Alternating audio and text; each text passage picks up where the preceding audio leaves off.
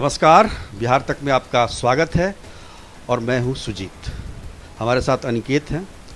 आप अक्सर इन्हें बिहार तक पर देखते होंगे। आज बीजेपी के विधानसभा घेराव का जो कार्यक्रम था, उस दौरान जो पुलिस ने लाठीचार्ज किया, उसमें एक कार्यकर्ता की मौत हो गई। बीजेपी के कार्यकर्ता क्या कहें, नेता, जो कि जहानाबाद के रहने वाले थे और जहानाबाद शहर के महामंत्री थे बीजेपी के। उनकी मौत हो गई।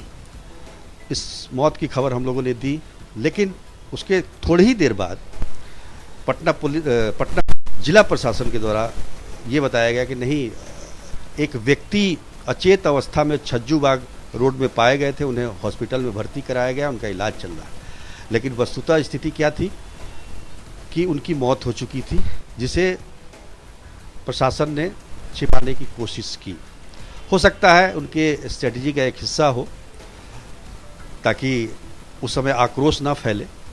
लेकिन जिस प्रकार से आज इस पूरे प्रकरण को पटना पुलिस ने टैकल किया है, कहीं ना कहीं उस पर सवाल जरूर खड़े होते हैं। अनिकेत मौजूद थे वहाँ पर रिपोर्टिंग के लिए। अनिकेत, ये बताइए कि कैसे लाठीचार्ज क्यों किया? कोई मतलब बीजेपी कार्यकर्ताओं ने कुछ उद्दंडता की या कुछ पथराव किया? क्या हुआ क्या? ये देखिए, गांधी मैदान से ये जो बीजेपी का मार्च है वो शुरू हुआ था और पहले ही पुलिस के तरफ से सैकड़ों बीएसएफी के जवान, बिहार पुलिस के जवान डाक बंगला चौराहे पर मौजूद थे। और आमतौर पे हम लोग देखते हैं कि जब कोई प्रोटेस्ट होता है तो पहले बैरिकेटिंग से उन्हें रोका जाता है, और अगर प्रोटेस्ट करने वाले जो कार्यकर्ता या जो शिक्षक या फिर छात्र होते हैं वो अगर उग्र होते हैं तब पुलिस लाठीचार्ज करती है। लेकिन जो हम लोगों ने आज देखा कि भारतीय जनता पार्टी के कार्यकर्ता गांधी मैदान से चलकर डाक बंगला के चौराहे की तरफ पहुंच रहे थे, बैरिकेटिंग के पास पहुंच रहे थे कि उससे पहले ही पुलिस के जो जवान हैं वो बैरिकेटिंग को पार करते हैं और लाठी बरसाना शुरू करते हैं। मतलब कि ये जो बीजेपी के कार्यकर्ता है, उनको भी इतना नहीं पता होगा कि क्या इतनी जल्दी पुलिस लाठीचार्ज कर देगी, क्योंकि वो बैरिकेटिंग तक पहुंच ही रहे थे, जस्ट पहुंचे थे कि पुलिस ने लाठीचार्ज स्टार्ट कर दिया। मतलब उन लोगों को भी सोचने का समय नहीं मिला। और हम लोगों ने भी बहुत सारे प्रदर्शन कवर किए हैं और डाक बंगला चौराहा पर कवर किए हैं। पुलिस रोकती है, वहाँ पर प्रदर्शनकारी बहुत देर तक रहते हैं, फिर नारेबाजी होती है, वहीं पर सभा होती है, यातायात बाधित होता है, पुलिस लाठीचार्ज नहीं करती है। लेकिन आज जैसा कि अनिकेत बता रहे हैं कि जो ही बीजेपी के कार्यकर्ता पहुँचते हैं, अगर बैरिकेटिंग के पास पहुँचने से पहले ही लाठीचार्ज हो जाता है। ये कहीं ना कहीं दर्शाता है कि सरकार इस आक्रोश मार्च को लेकर काफी आक्रोशित थी। जी बिल्कुल, क्योंकि जिस तरीके से पुलिस लाठियां भाज रही थी, मतलब अगर एक कार्यकर्ता अगर पकड़ा जाता है तो 4-5 पुलिस मिलकर के उसको बेरहमी से पीट रहे थे। हम लोगों ने लाइव दिखाया था, उसके सैकड़ों वीडियो हैं। तो कहीं ना कहीं दिख रहा था सर कि पुलिस गुस्सा निकाल रही है, क्योंकि बेरहमी से मारा जा रहा था। उस बीजेपी के कार्यकर्ता में ऐसे नहीं थे कि केवल युवा थे, कई ऐसे भी कार्यकर्ता थे जिनकी उम्र 50 या 60 के आसपास थी, उनको भी काफी बेरहमी से मारा जा रहा था। और इस चक्कर में कुछ आम लोगों की भी पिटाई हो गई। कुछ लड़कियां थी जो कि वहां पे आसपास में नौकरी करती थी और वो भी उस भीड़ में आ गई और उनकी भी पिटाई हो गई। देखिए, इसमें पुलिस जो वीडियो बता रहे हैं, वीडियो सबने देखा होगा कि एक पुलिसकर्मी जो है वो पीछे राइफल लटकाए अंधाधुन लाठियां बरसा रहा है। वो नहीं देख रहा है कि महिला है, बुजुर्ग हैं, कौन है। और एक व्यक्ति पर कई पुलिस वाले लाठीचार्ज कर रहे थे। ऐसा लग रहा था कि काफ़ी अंदर से उनको गुस्सा निकाल रहे हैं। वो इस तरह से नहीं होता है। लोकतंत्र में धरना प्रदर्शन करना ये जायज़ माना जाता है, विरोध प्रदर्शन करना, पर इस प्रकार से उसके बल का प्रयोग करना ये कहीं से भी उचित नहीं है।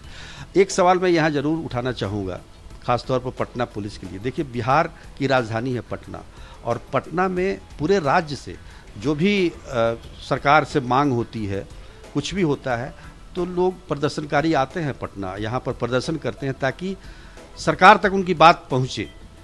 और ऐसे में आप केवल और केवल एक इलाज करें कि केवल लाठीचार्ज करें, लाठीचार्ज करके भगा दें। आप लगातार पिछले दिनों आप देख लीजिए, जिस दिन भी प्रदर्शन हुए हैं लाठीचार्ज हुआ, कल भी लाठीचार्ज हुआ, उससे पहले भी हुआ। क्या लगता है कि कुछ ट्रेनिंग होना चाहिए इन लोगों की? पटना पुलिस। जी बिल्कुल, क्योंकि करीब आज की बात अगर बात की जाए तो मैं 2 साल से पत्रकारिता में हूं सर, मैंने 2 साल में इतनी लाठी जो है एक साथ चलते हुए नहीं देखा।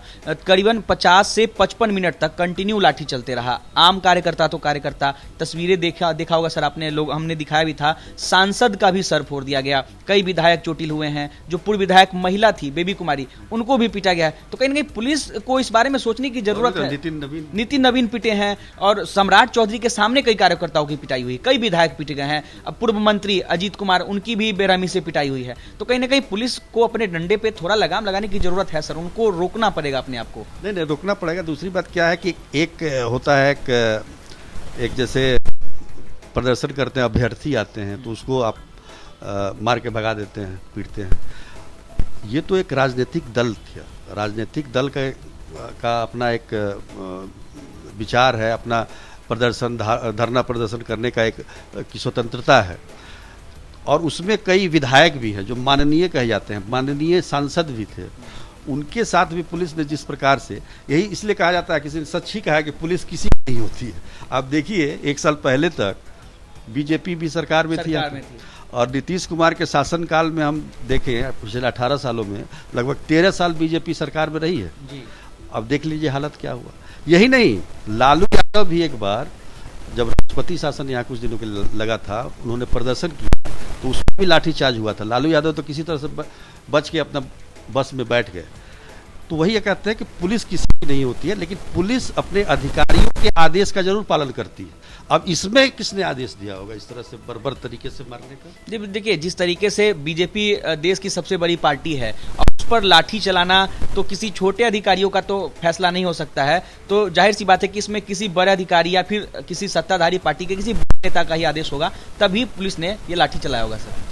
खैर जो भी हो, लेकिन जिस प्रकार की घटना आज हुई है, ये हम कह सकते हैं कि एक लोकतंत्र में जो एक अधिकार मिलता है राजनीतिक दलों को, उसमें इस पर से बल का प्रयोग करना, ये आगे भविष्य में भी एक दूसरे दल जो हैं दूसरे दल पर ये प्रयोग कर सकते हैं। और ये कोई बहुत बड़ी बात नहीं है, बदला लेने की तो पुरानी और बीजेपी ने अल्टीमेटम भी दिया ही है। बीजेपी ने तो कहा ही है कि आज आप सत्ता में हैं तो घमंड में है, सत्ता कभी भी पलट सकती है। तो वही बात है, तो इस परंपरा को आगे न बढ़ाया जाए और इसको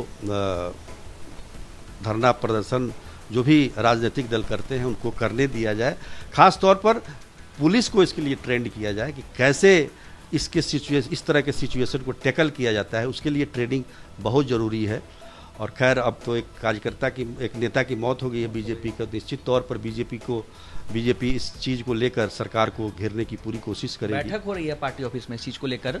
बीजेपी के सारे नेता पहुंचे थे हॉस्पिटल में और उनके परिजनों से उन्होंने मुलाकात की थी। निकलने के बाद प्रदेश अध्यक्ष सम्राट चौधरी, कई बड़े नेता शहनवाज हुसैन, जीतन राम मांझी भी वहां पहुंचे थे और सब आक्रोशित थे। सबने कहा कि पहले इसके बाद बैठक करेंगे और कुछ बड़ा निर्णय लेंगे सरकार के खिलाफ में। तो बीजेपी, मुझे नहीं लगता है कि वो अब चुप बैठने वाली नहीं है। तो कहने का मतलब यह है कि बिहार की राजनीति किस दिशा में जा रही है, इसको समझने की जरूरत है। आज के लिए इतना ही, तब तक के लिए नमस्कार।